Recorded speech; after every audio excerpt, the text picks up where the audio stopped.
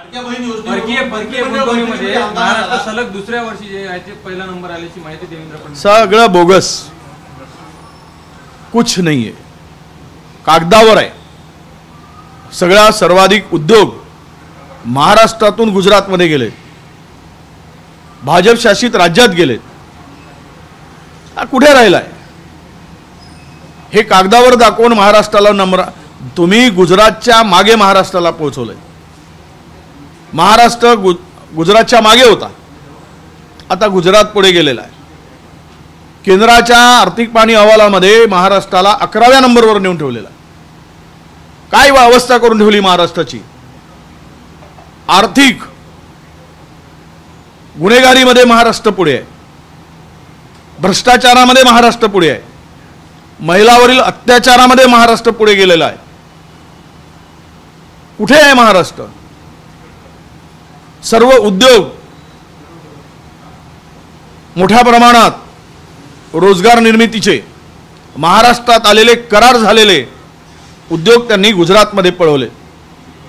ड्रग्समध्ये आता महाराष्ट्र पुढे आलेला आहे. ज्युनियर कॉलेजमध्ये कॉलेजच्या मागे खुलेआम ड्रग्सची विक्री सुरू आहे. कुणाच्या आशीर्वादानं सुरू आहे. कोण हप्ते खातोय, कोण कमिशनखोरी करतोय, हे सगळं जर पाहिलं तर महाराष्ट्राला खड्ड्यात घातलाय.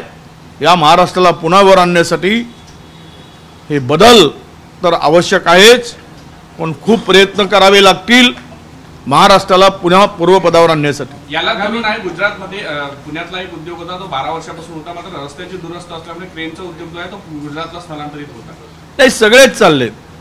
परवा महिंद्राची गुंतवणूक होणार होती, ती गेली नाशिकमध्ये.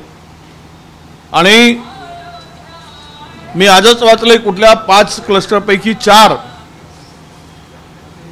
गुजरातला गेले. सर्व गुजरातला गहाण ठेवण्याचं काम आणि पैसे कमवण्याच्या हव्यासापोटी, खुर्ची टिकवण्याच्या हव्यासापोटी महाराष्ट्राच्या अस्मितेशी खेळण्याचं काम हे सरकार करत आहे. आगामी निवडणुकीच्या पार्श्वभूमीवर कुठेतरी आता सोयाबीनचे दर आणि हमीभावाचा मुद्दा राजकीय होणे म्हणून सोयाबीन खरेदीसाठी सरकारकडून हालचाली केल्याचं आहे. नाही, मागच्या वर्षी सोयाबीनच्या शेतकऱ्यांचा जवळपास 50,000 कोटीचं नुकसान झालं. जे दर 2014 मध्ये होते, 13 मध्ये होते, ते सुद्धा दर सोयाबीनच्या शेतकऱ्याला मिळाले नाही.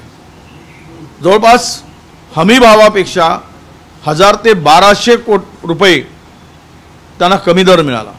उत्पन्नात तर घट झालीच, कारण केंद्राच्या आर्थिक निकषानुसार, आर्थिक अहवालानुसार, आपला पाहणी अहवालानुसार किंवा जो विकास दर आहे केंद्राचा आत्ता जो प्रकाशित झाला तो 6.5% आलेला आहे. भारताचा विकास दर 6.5% येणं म्हणजेच देशाची अधोगतीकडे वाटचाल सुरू होणं हा त्याचा स्पर्श अर्थ होतो. कारण कृषी आणि सेवामध्ये हा देश जर मागे जात असेल तर शेतकऱ्यांचे किती हाल होत असतील हे आपण लक्षात घेतलं पाहिजे. राहिला विषय आता हालचाली करून उपयोग काय. 11.5 लाख हेक्टर जमीन सोयाबीन कापसाची उद्ध्वस्त झाली मराठवाड्यामध्ये अतिवृष्टीमुळे. त्यांना साधी विचारपूस करायला कोणी जात नाही. लाडकी बहीण लाडकी बैल म्हणून मतं मिळवण्यासाठी जो धंदा चालला आहे, जो इव्हेंट चालला आहे, अरे थोडाशी तरी तुम्हाला जनाची नाही मनाची असेल तर शेतकरी रडतो आहे तिकडे आपण गेलं पाहिजे. हे सोयाबीनच्या खरेदीची जी काही हालचाल सुरू आहे, हमी भावापेक्षा जर खरेदी सरकार करत असेल तर शेतकरी यांना वटणीवर आणतील. आमची मागणीच ही आहे की तुम्ही हमी भावाने खरेदी करा. आणि तोही किती दर वाढला यावर्षी. सोयाबीनच्या MSP मध्ये केवळ 8% वाढ झाली. 8%. तुम्ही खताचे भाव 150% वाढले. पेस्टिसाइडचे दर 250% वाढवलेत. आणि तुम्ही ट्रॅक्टर शेती उपयोगी अवजारावर 18% GST लावला. 18%. म्हणजे हेलिकॉप्टर खरेदी करायचं असेल तर 5%, सोडा खरेदी करायचं असेल तर 2%, डायमंड खरेदी करायचं असेल तर 3% GST. आणि ट्रॅक्टर खरेदी करायची असेल, ट्रॅक्टर कोण खरेदी करतं? ट्रॅक्टर हा सामान्य माणूस शेतकरी हा खरेदी करतो त्याच्या शेतीसाठी. त्यावर 18% GST लावताय. शेती अवजारावर 18% GST लावताय. याचाच अर्थ स्पष्ट आहे की तुमची दृष्टी ही शेतकऱ्यांच्या पगेकडे बघण्याची कशी आहे हे महाराष्ट्राने ओळखलं आहे, महाराष्ट्रातील शेतकऱ्यांनी ओळखलेलं आहे.